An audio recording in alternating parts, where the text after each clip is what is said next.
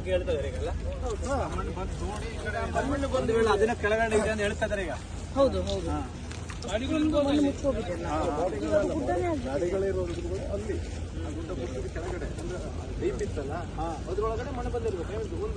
ಸಮಾಜ ನಿಮ್ಮ ಜೊತೆ ಇದೆ.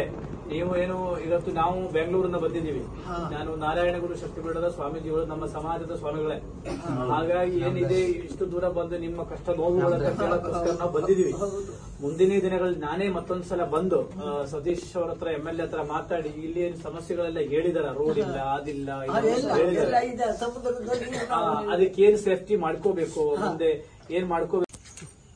ಈ ದಿನ ಉತ್ತರ ಕನ್ನಡ ಜಿಲ್ಲೆಯ ನಮ್ಮ ಅಂಕೋಲ ತಾಲೂಕಿನ ಶಿರೂರು ಗ್ರಾಮಕ್ಕೆ ನಾನು ಬಂದಿದ್ದೇನೆ. ಕಳೆದ ಭಾರೀ ಮಳೆ ಅವಾಂತರದಲ್ಲಿ ಇಲ್ಲಿನ ಶಿರೂರು ಗ್ರಾಮದ ನಮ್ಮ ಸಮಾಜದ ನಾಮಧಾರಿ ಈಡಿಗ ಸಮುದಾಯದ ಲಕ್ಷ್ಮಣ್ ನಾಯ್ಕು, ಅವರ ಧರ್ಮಪತ್ನಿ ಶಾಂತಿ ಮತ್ತು ರೋಷನ್ ಅವಂತಿಗ ಈ 4 ಜನ ಕೂಡ ಆ ನೀರಲ್ಲಿ ಕೊಚ್ಚಿ ಹೋಗಿ ಮೃತಪಟ್ಟಿರೋದು ನಮಗೆಲ್ಲ ಗೊತ್ತಿರತಕ್ಕಂಥ ವಿಷಯ. ಹಾಗಾಗಿ ಕುಟುಂಬಕ್ಕೆ ಸಾಂತ್ವನವಾಗಿ ಹೇಳೋಕ್ಕೋಸ್ಕರ ನಾವು ಬಂದಿದ್ದೀವಿ. ಇವರ ಕಣ್ಣೀರಿನ ಜೊತೆ, ಇವರ ನೋವಿನ ಜೊತೆ ರಾಜ್ಯದ ನಾಮಧಾರಿ ಈಡಿಗ ಸಮಾಜ ನಿಲ್ಲಬೇಕಾದ ಅವಶ್ಯಕತೆ ಇದೆ. ಯಾಕಂದ್ರೆ ಧೈರ್ಯ ತುಂಬುವ ಒಂದು ಜವಾಬ್ದಾರಿಯನ್ನೇ ಕೂಡ ಸಮಾಜಕ್ಕಿದ್ದಾವೆ.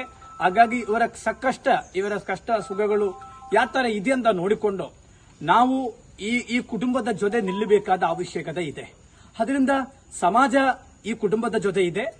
ನಾವು ನಾರಾಯಣಗುರು ಶಕ್ತಿಪೀಠದಿಂದ, ರಾಷ್ಟ್ರೀಯ ನಾಮಧಾರಿ ಈಡಿಗ ಬಿಲ್ಲವ ಮಹಾಮಂಡಳಿಯಿಂದ ಇವರಿಗೆ ಕುಟುಂಬದಲ್ಲಿ ಮುಂದಿನ ದಿನಗಳಲ್ಲಿ ಏನು ಆಗಬೇಕು ಅಂತಕ್ಕಂಥ ರೀತಿಯಲ್ಲಿ ನಾವು ಅವರ ಜೊತೆ ತನು ಮನ ಧನಪೂರ್ವಕವಾಗಿ ಸಮಾಜ ಇರ್ತದೆ ಅಂತ ಮಾತು ಹೇಳುತ್ತಾ, ಉತ್ತರ ಕನ್ನಡ ಜಿಲ್ಲೆಯ ಇಡೀ ನಾಮಧಾರಿ ಸಮಾಜ ಇವರ ನೆರಳಾಗಿ ನಿಲ್ಲಬೇಕು. ರಾಜ್ಯದ ಈಡಿಗ ಸಮುದಾಯ ಕೂಡ ನೆರಳಾಗಿ ನಿಲ್ಲಬೇಕು ಅಂತಕ್ಕಂಥದ್ದು ಇವರ ನೋವು ನಮಗೂ ಕೂಡ ಸಹಿಸೋದಕ್ಕೂ ಬಹಳ ನೋವು ಅನಿಸುತ್ತೆ.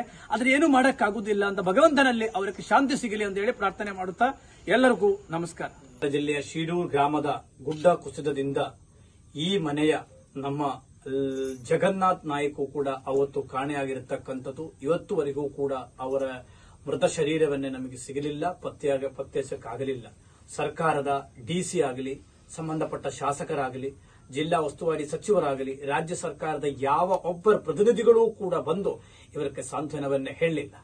ಇಲ್ಲಿ ನಮ್ಮ ನಾಮಧಾರಿ ಸಮಾಜ, ಈಡಿಗ ಸಮಾಜದ ಕುಲ ಬಾಂಧವರಿಗೆ ಈ ರೀತಿಯಲ್ಲಿ ಪರಿಸ್ಥಿತಿ ಬಂದಿದ್ದಾಗ ನಮಗೆಲ್ಲ ಬಹಳ ದುಃಖವನ್ನೇ ಇದೆ. ಹಾಗಾಗಿ ಸಮಾಜ ಇವರ ಜೊತೆ, ಇಡೀ ಸಮಾಜ ಇವರ ಜೊತೆ ಇರ್ತೇವೆ. ಇವರಿಗೆ 3 ಜನ ಹೆಣ್ಣು ಮಕ್ಕಳಿದ್ದಾವೆ. ಒಬ್ಬರದು ಮದುವೆ ಆಗಿದೆ, ಇನ್ನಿಬ್ಬರು ಮದುವೆ ಮಾಡಕ್ಕಿದ್ದಾವೆ. ಇವರ ಜೀವನವೂ ಕೂಡ ಮುಂದಿನ ದಿನಗಳಲ್ಲಿ ಬಹಳ ಸಂಕಷ್ಟ ಪರಿಸ್ಥಿತಿಯಲ್ಲಿದ್ದರಿಂದ ಎಲ್ಲರೂ ಕೂಡ ಮುಂದಿನ ದಿನಗಳಲ್ಲಿ ಒಂದು ನಿರ್ಣಯ ತೆಗೆದುಕೊಂಡು ಈ ಕುಟುಂಬದ ಜೊತೆ ಇರಬೇಕಾದ ಅವಶ್ಯಕತೆ ನಮ್ಮ ಸಮುದಾಯದಿದೆ. ಈ ಜವಾಬ್ದಾರಿಯುವ ಜಿಲ್ಲಾ ಆಡಳಿತ, ರಾಜ್ಯ ಸರ್ಕಾರದ ಈ ನಡೆಯೂ ಕೂಡ ನಾನು ಸಂಪೂರ್ಣವಾಗಿ ಕಡೆಗಣಿಸುತ್ತೇನೆ, ನಾನು ಅದನ್ನು ಖಂಡಿಸುತ್ತೇನೆ. ಒಂದು ಸಾಂತ್ವನ, ಏನೂ ಕೊಡಬೇಕಾಗಿಲ್ಲ, ಒಂದು ಸಾಂತ್ವನ ಮಾತು ಹೇಳೋದು ಈ ನಿರ್ಲಜ್ಜ ರಾಜಕಾರಣಿಗಳ ಸ್ವಾರ್ಥತೆ.